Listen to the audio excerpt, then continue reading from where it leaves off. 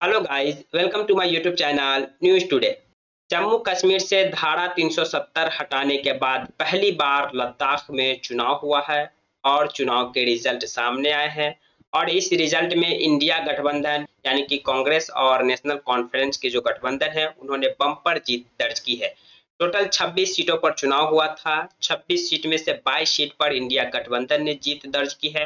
वहीं बीजेपी महज 2 सीटों पर सिमट गई है।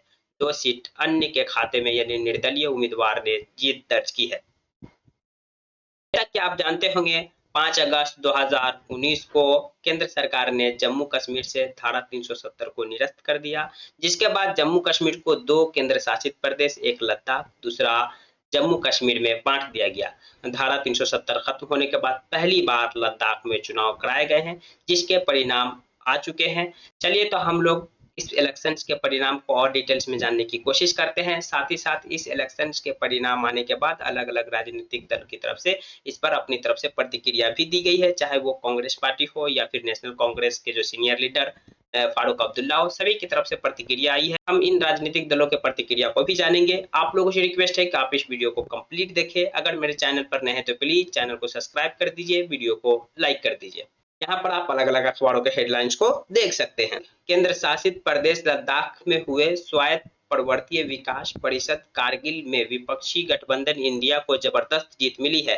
तो ये लद्दाख तो केंद्र शासित प्रदेश है, तो यहाँ विधानसभा के चुनाव नहीं हुए बल्कि स्वायत्त पर्वतीय विकास परिषद कारगिल जो है इसका चुनाव था, जिसमें जो इंडिया गठबंधन है यानी कि कांग्रेस और एनसी जो नेशनल कॉन्फ्रेंस है इनके जबरदस्त जीत मिली है।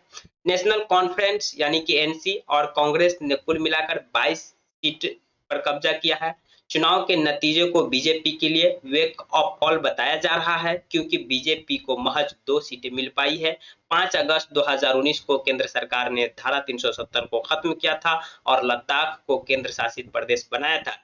इसके बाद कारगिल में लद्दाख स्वायत्त पर्वतीय विकास परिषद यानी LAHDC का यह पहला चुनाव था और पहले चुनाव के जो रिजल्ट है वो इंडिया गठबंधन के पक्ष में गए हैं, यानी कि इंडिया गठबंधन ने यहाँ पर क्लीन स्वीप कर दिया है। बीजेपी यहाँ पर पूरी तौर से बैक फुट पर दिखी है। चुनावी अधिकारी ने बताया कि 4 अक्टूबर को यहाँ पर 26 सीटों पर चुनाव कराए गए थे और यहाँ पर जो वोटिंग की जो परसेंटेज रही वो 77.61% वोटिंग हुई। इंडिया गठबंधन में शामिल नेशनल कॉन्फ्रेंस ने इस चुनाव में 12 सीटें मिली, जिसके बाद वह सबसे बड़ी पार्टी बनकर उभरी है। वहीं कांग्रेस ने 10 सीट पर जीत दर्ज की है और बीजेपी 2 सीट पर, जबकि 2 सीट पर निर्दलीय उम्मीदवार ने अपना कब्जा जमाया है। प्रशासन LAHDC के लिए 4 सदस्यों को मनोनीत करता है और उनके पास वोटिंग का अधिकार होता है। 4 अक्टूबर को यहाँ चुनाव कराए गए 26 सीटों पर, 4 सीट पर यहाँ मनोनीत किया जाता है और चुनाव के परिणाम भी आ चुके हैं, जिनमें इंडिया गठबंधन की जबरदस्त जीत हुई है। 2 सीट पर बीजेपी ने जीत दर्ज की है और 2 सीट पर अन्य, और इनका जो गठन होगा वो 11 अक्टूबर को कर दिया जाएगा, नई परिषद का गठन। यह नतीजा बीजेपी के लिए वेक अप कॉल क्यों है?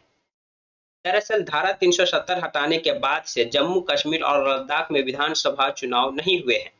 विधानसभा चुनाव से पहले LAHDC के चुनाव में बीजेपी की करारी हार हुई है, जबकि इंडिया गठबंधन गदगद है।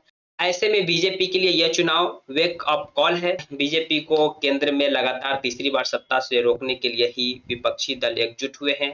ऐसे में इस चुनाव में बीजेपी की हार ने इंडिया गठबंधन को आत्मविश्वास से भर दिया। 5 अगस्त 2019 को धारा 370 निरस्त कर दिया गया जम्मू कश्मीर से, जिसके बाद यहाँ विधानसभा के चुनाव नहीं हुए। विधानसभा के चुनाव से पहले LAHDC का चुनाव कराया गया, जिसमें बीजेपी की करारी हार हुई और इंडिया गठबंधन इससे गदगद है। और 2024 के चुनाव से पहले जो इंडिया गठबंधन की जो जीत हुई है, तो इससे कहीं न कहीं इंडिया गठबंधन के अंदर एक आत्मविश्वास पैदा हुआ और वहीं बीजेपी के लिए जो ये नतीजे हैं, वो सही संकेत नहीं है।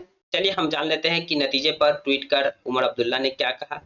LAHDC चुनाव में जीत के बाद नेशनल कॉन्फ्रेंस के वरिष्ठ नेता और जम्मू कश्मीर के पूर्व मुख्यमंत्री उमर अब्दुल्ला ने बीजेपी पर हमला करते हुए कहा, ये चुनाव परिणाम उन सभी ताकतों और पार्टियों को एक संदेश भेजता है जिन्होंने अलोकतांत्रिक और असंवैधानिक तरीके से जम्मू कश्मीर और लद्दाख राज्यों को वहां के लोगों की सहमति के बिना बांटा है। उन्होंने कहा कि यह चुनाव परिणाम बीजेपी के लिए एक चेतावनी है। अब समय आ गया है कि बीजेपी राजभवन और अनिर्वाचित प्रतिनिधियों के पीछे छुपना बंद करे। तो ये उमर अब्दुल्ला जो जम्मू कश्मीर के पूर्व मुख्यमंत्री रह चुके हैं, नेशनल कॉन्फ्रेंस के वरिष्ठ लीडर है, उन्होंने इस चुनाव के ये परिणाम आने के बाद ट्वीट कर कहा है। आगे उमर अब्दुल्ला ने यह भी कहा कि जम्मू कश्मीर में लोकतांत्रिक रूप से निर्वाचित सरकार के लिए लोगों की उचित इच्छा को स्वीकार किया जाए। लोकतंत्र की मांग है कि लोगों की आवाज सुनी जाए और उनका सम्मान किया जाए। हम जम्मू कश्मीर और लद्दाख के लोगों के अधिकार और आकांक्षाओं को बनाए रखने की कोशिश में जुटे हैं। इस पर कांग्रेस पार्टी की तरफ से क्या प्रतिक्रिया आई है? कांग्रेस महासचिव जयराम रमेश ने मीडिया पर कटाक्ष करते हुए कहा, राष्ट्रीय मीडिया इसे नजरअंदाज कर देगा, लेकिन रुझान से पता चलता है कि कांग्रेस लद्दाख स्वायत्त पर्वतीय विकास परिषद कारगिल के चुनाव में भाजपा का लगभग पूरा सफाया करते हुए बढ़त बनाए हुए हैं। तो यह कांग्रेस पार्टी जयराम रमेश की तरफ से बयान में कहा गया। बाकी आप इस इलेक्शन के रिजल्ट पर क्या सोच रहे हैं? कमेंट बॉक्स खुला है, कमेंट कर सकते हैं। जानकारी आपको पसंद आई तो प्लीज वीडियो को लाइक कर दीजिए, चैनल को सब्सक्राइब कर दीजिए। Thank you for watching.